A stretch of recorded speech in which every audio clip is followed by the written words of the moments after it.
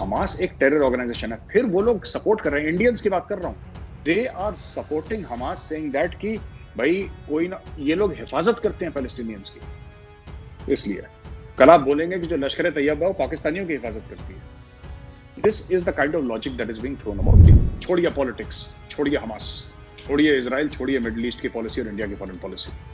जब हमें जरूरत थी तो सबसे दुश्मनी मोल लेके, अपनों से दुश्मनी मोल लेके, अपनों से मुंह भर के इजराइल हमारे साथ खड़ा हो गया था 1971 में, कारगिल में, बालाकोट में, हर जगह। Then buying weapon and buying oil are two different things. बहुत जमीन आसमान का फर्क है दोनों में। एंड इजराइल ने तब हमें चोरी छिपके हथियार दिए जब हमारे उनके साथ डिप्लोमेटिक रिलेशंस नहीं थे और अमेरिका ने एम्बार्गो लगा रखा था, सैंक्शन लगा रखा था। जैसे ये जंग एस्केलेट हो रही है तो अब टेलीविजन चैनल्स पे वो लोग आ गए जो कह रहे हैं कि अगर आप हमास के खिलाफ हैं, आप कम्युनल हैं, आप एंटी मुस्लिम हैं, जबकि इनका कोई लेना देना ही नहीं है। हमास के तो 90% of the Arab countries are against Hamas. हम तो क्या एंटी मुस्लिम या प्रो मुस्लिम होंगे, हमें तो मारो गोली। सऊदी अरब का बस चले तो हमास के हेडक्वार्टर के ऊपर कल बम गिराएगा। इजराइल कहता मार मार के इसको सुअर बना दो, क्या दिक्कत है, बाद की बात, बाद में देखेंगे। मैं पाकिस्तान टीवी एंकर्स को देखो, मुझे तो इतनी हंसी आती है ना, I watch it for entertainment. वो कहता है कि सुनने में आया है कि पाकिस्तानी एयरफोर्स के तैयारे पैलेस्टीन पहुंच चुके हैं और किसी भी वक्त इसराइल को टंबा। ये ऐसी बातें करते हैं, ठीक है। कल इनका प्राइम मिनिस्टर, परसों इनका प्राइम मिनिस्टर चावल की बोरियां लेकर आया था यार। ये बच्चों वाली बातें। These people know zero about geopolitics. ये ट्विटर पे आके ना they keep on vomiting nonsense. I don't take them seriously. इनको कुछ पता ही नहीं है। हमास वालों के दुबई में, कतर में बहुत बड़े बड़े महल, दुबई में तो एनीबॉडी कैन लिव, कतर में they are having a ball of a time. आप हिजबुल्लाह देख लीजिए, हिजबुल्लाह के तेहरान में, हिजबुल्लाह की जो टॉप ब्रास है, they have got houses in Tehran में। So these people are supported by these countries and they are used as geopolitical points. हम 2% के यूट्यूब वाले हम सिखाएंगे फॉरेन पॉलिसी? हम बिल्कुल नहीं सिखा सकते, ठीक है। हम लोग वैभव औकात में रहे अपनी, ठीक है।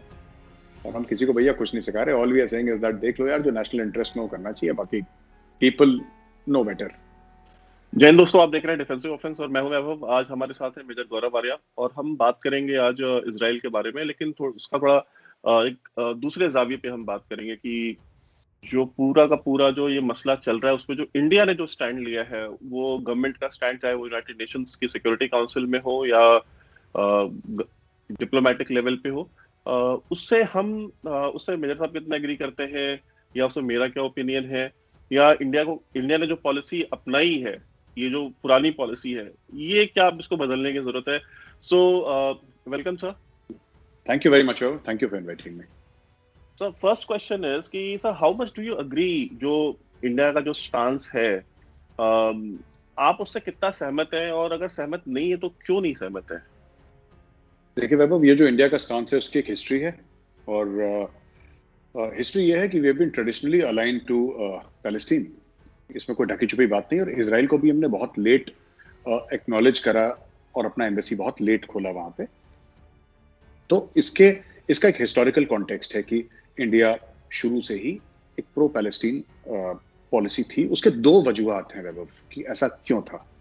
पहली बात तो हम लोग generally while we were non aligned, हम लोग रशिया के साथ ज्यादा मतलब हमारा जिसको कहते हैं कि वेपन सिस्टम्स और वगैरह ये सब लेना, सपोर्ट ज्यादा रशिया का रहा था ट्रेडिशनली इंडिया का। फिर इंडिया जब लिबरलाइज हो गई इकोनॉमी तो फिर वेस्टर्न लुकिंग हो गई, फिर मार्केट इकोनॉमी हो गई। और उस समय सोवियत रशिया भी तब तक टूट चुका था और वो बन चुका था रशिया। सोवियत यूनियन टूट के रशिया बन चुका था। तो कहने की बात यह है कि इसका एक तो ये था, अमेरिका ने सपोर्ट करा इसराइल को, तो इसलिए जाहिर सी बात है कि सोवियत यूनियन सपोर्ट करती थी पैलेस्टीन को। तो एक तो वो हो गया। दूसरी चीज, हमने तो सोवियत यूनियन का रास्ता ले लिया। दूसरा एक ये भी कारण था कि यहाँ पे जो पॉलिटिशियंस थे उनका हर समय ये था कि the Muslim population of India, अगर हम इजराइल के साथ हो जाते हैं तो उनको बहुत बुरा लगेगा, उनकी दिल आजारी होगी। ये मुझे लॉजिक कभी समझ में नहीं आया कि ऐसा क्यों होगा, क्योंकि हमारे जो मुसलमान भाई बहन हैं उन्होंने, उनमें से कई ऐसे हैं जो, और हिंदू भी हैं, सिख भी हैं, जो कभी इजराइल नहीं गए। तो नॉर्मल, हम मुस्लिम की क्यों बात करें, नॉर्मल हिंदू है उससे मैप पे बता दो कि इजराइल कहाँ पे, उसको ढूंढने को नहीं मिलेगा इजराइल, है ना। कितना छोटा सा तो इजराइल है, पता नहीं कहाँ पे, किसी को पता ही नहीं होगा। हम आपको इसलिए पता है क्योंकि हम डेली यही काम करते हैं। तो ये एक बहुत बड़ी थिंकिंग थी कि साहब अगर इजराइल के साथ हम अपने राब्ता करते हैं, इजराइल के साथ हम अच्छे रिलेशनशिप करते हैं, तो क्या होगा कि फिर जो भारत के मुसलमान हैं वो बहुत अपसेट हो जाएंगे और उनको बिल्कुल भी अच्छा नहीं लगेगा कि ऐसा क्यों हो रहा है और हम लोग कैसा क्यों कर रहे हैं। तो ये दो कारण थे। मुझे ऐसा लगता है कि जहां तक अलाइनमेंट की बात है वैभव, हम जैसे क्वाड का हिस्सा है, इसका मतलब हमने एक ग्रुप चुन लिया ना, हमने ग्रुप चुन लिया। क्वाड का हिस्सा रशिया तो नहीं है, और रशिया अब वो सुपर पावर भी नहीं रहा।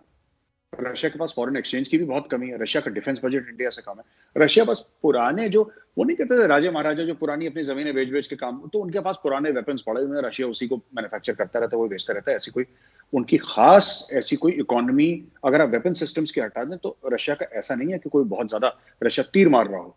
उनका ठीक है, जमीन बहुत है, लोग बहुत कम है, तो ये बहुत बड़ा फायदा है। इंडिया में क्या, जमीन कम है, लोग बहुत ज्यादा है, तो हमारा लोड बहुत है लोगों का।